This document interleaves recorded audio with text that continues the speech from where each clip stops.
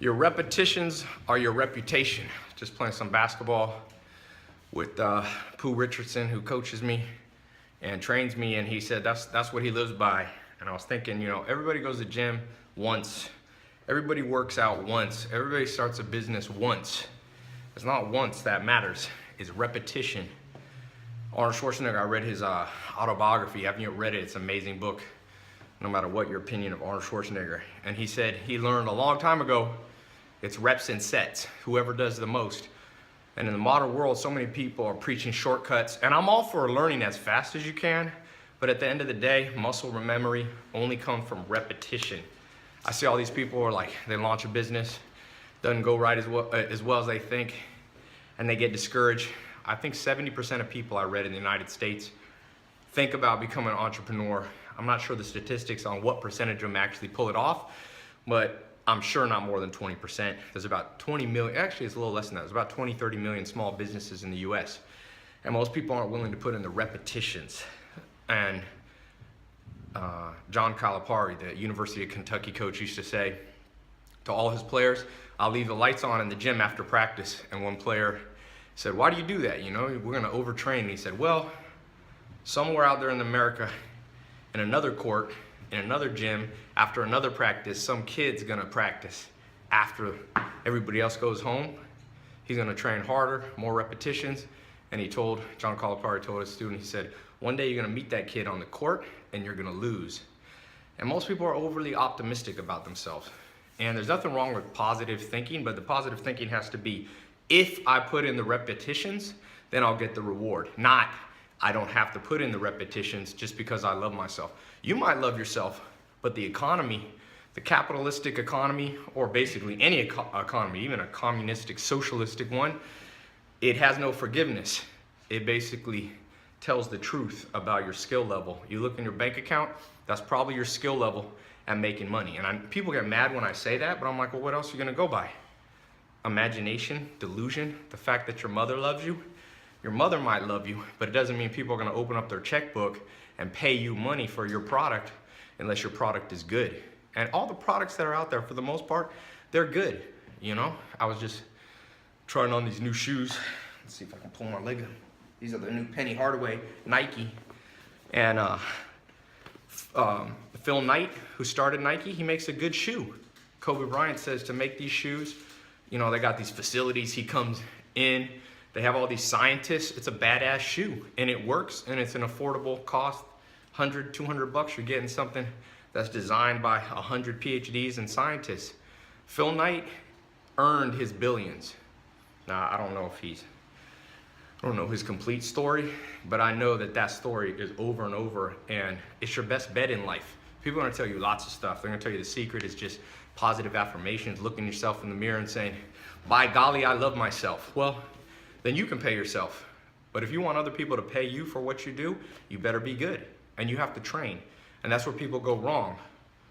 They let their optimism, their optimism is what they count on. And like I said, nobody really cares about your optimism except you. So you can use it as inner fuel to drive yourself, but at the end of the day, if you and what you're doing is not a finished product, like a sculptor who takes a rock, starts with this big, you know, faceless rock and chisels it down and goes to bed and sleeps on it and studies other great sculptors and trains and trains and trains until he creates a masterpiece, you know, like Michelangelo or any great artist. And you have to think of yourself like that as the artist of your own life. And all great artists, people don't realize Pablo Picasso created 50 to 60,000 pieces of art, tapestries, you know, paintings. And most people just think, oh, he came up with these, we remember maybe only 5 or 10 pieces of his art. And we don't realize that those 5 or 10 were the product of the 50 or 60 that he trained, 50 or 60,000 that he trained on. If you do the math on that, he lived to his, I think, 70s or 80s, and he started in his teens. He was producing constantly. My hands are all black from playing basketball. I do wash my hands, literally, I just came off the court right there. So when I think about something that I want, it doesn't matter whether it's business, happiness. The Dalai Lama trains 6 hours a day in meditation. He wakes up at 3 in the morning, trains till 7 in the morning That's 4 hours in the morning. He does a couple hours at night. And he's a happy man, but he didn't just inherit happiness. He didn't just find himself happy. He trained his brain to be able to be still, to be able to focus, to be able to push out thoughts that weren't serving his best interest. And the next thing you know, his life is like that sculpture. So get in there, train in the gym, in the mental gym of your brain.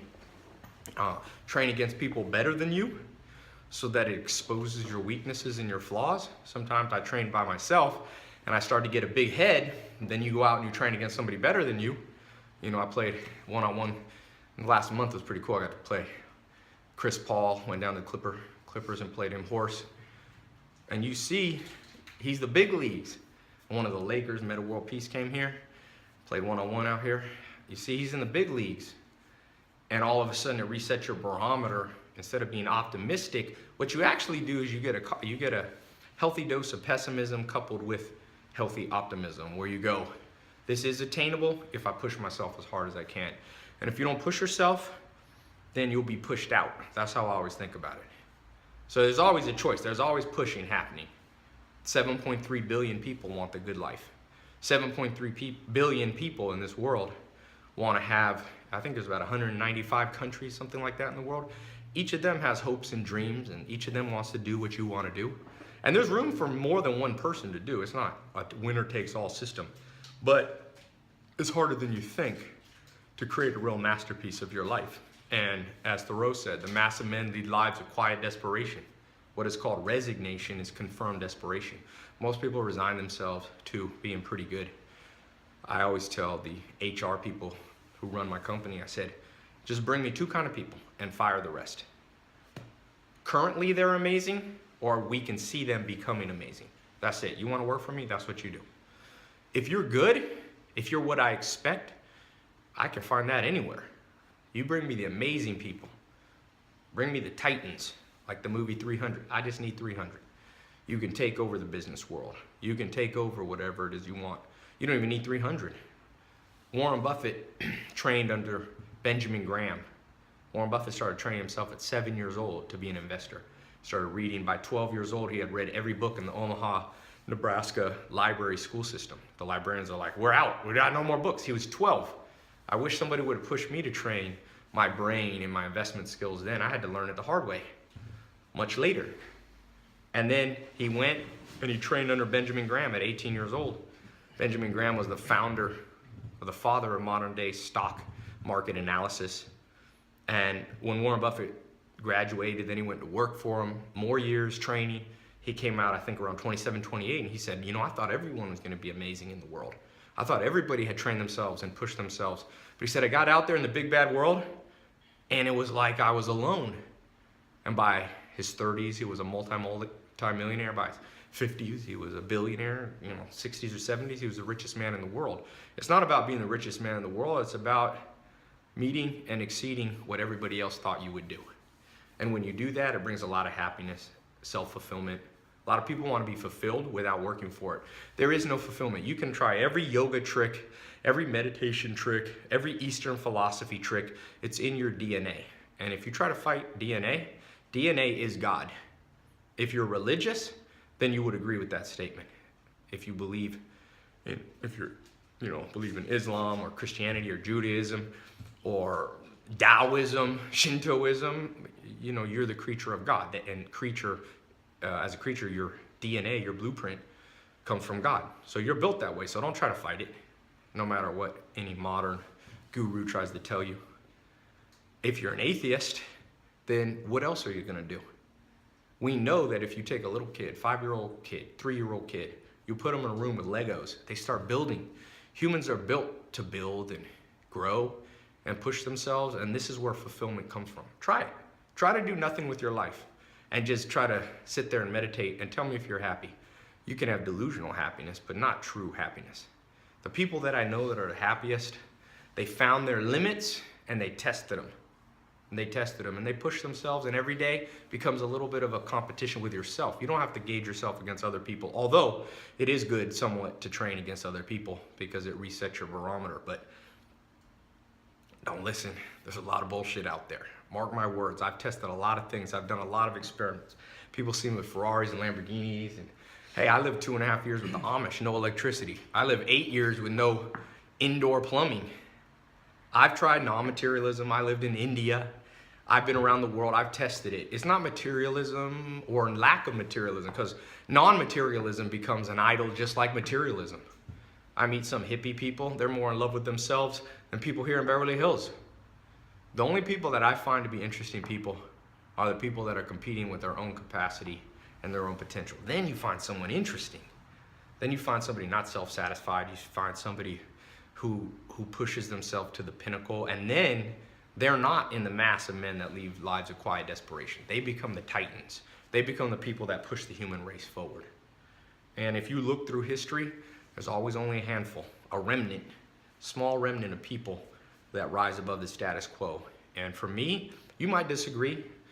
That's what I believe. And there's a lot of good science. And if you try it, you'll see from personal experience what else you're going to do in life. Make believe. There's nothing wrong with self-love, but you should love the sculpture that's within the rough-hewn rock. You know, people love the rock that's just a rock. You gotta uncover the sculpture underneath. Once you have that sculpture, then you start to look and you go, man, I didn't know I had that in me. I didn't know I had that in me. And then other people start to look to you as an example. And then you know what? I said the purpose of life is to win and to help others win. That's it, 2 things. You win and you bring a lot of other people along for the ride. You do that, you'll have the good life. Health, wealth, love, happiness, personal fulfillment. You'll have plenty of money. You'll have plenty of respect, earned and deserved respect. You'll find love. You'll find that social status. And you'll feel a lot better physically too. Anyway, that's my 2 cents. By the way, check my Snapchat because I'm posting a lot of behind the scenes stuff and giving away 2 cars. All you gotta do is follow me on Snapchat. It's Tai Lopez, the #1. I'm about ready to give away the first 2 cars. It's a 3-year lease. Jeep, Mustang, Camaro, Prius, about 7 cars you can choose from. And if your friend wins, I'll give you 1 too. So I'm giving away 2 cars. It's pretty cool. Snapchat, Tai Lopez 1. Leave a comment on a 1 to 10. How hard are you pushing yourself to uncover this sculpture, this potential? Are you like the Dalai Lama? Are you like Arnold Schwarzenegger? Are you like Michael Jordan? Are you stepping out from the masses? Leave me a comment. Talk to you soon.